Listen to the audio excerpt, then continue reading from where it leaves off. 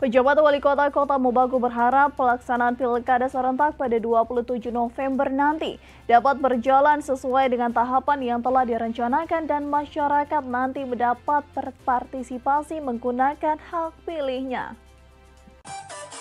Selesai menghadiri launching Pilkada serentak 2024, penjabat Wali Kota Kota Mobagu Asri Panani kepada media berharap KPU dapat mensosialisasikan tahapan pilkada secara masif kepada masyarakat serta berharap masyarakat dapat menyalurkan hak politiknya saat hari pemilihan 27 November nanti.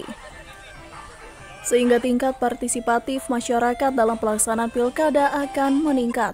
Saya berharap pelaksanaan pilkada serentak Kota Mobagu sesuai dengan jadwal yang telah ditetapkan, mengikuti mekanisme yang sudah ditetapkan. Kemudian kami berharap supaya ini berjalan dengan baik. Kami berharap supaya masyarakat Kota Mobagu dapat mengikutinya secara baik.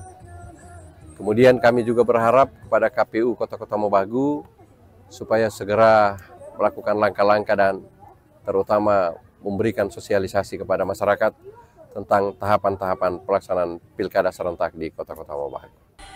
Pejabat Wali Kota juga berpesan agar kondusivitas di Kota Mobagu dapat terus dijaga, agar pelaksanaan pilkada dapat berlangsung aman dan lancar. Tim Liputan Kawanua TV melaporkan. Alamat Momondo ya.